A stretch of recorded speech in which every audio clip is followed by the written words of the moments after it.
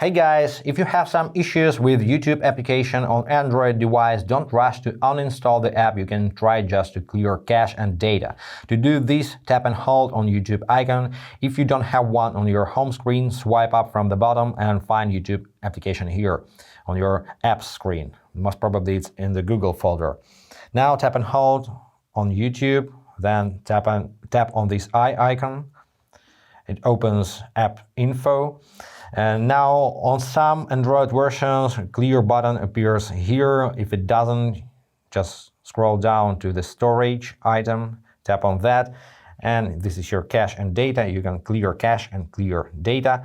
Clearing data may log you out of your account and reset some settings, so just check if application works correctly with clear cache, and then if not, try to clear your data.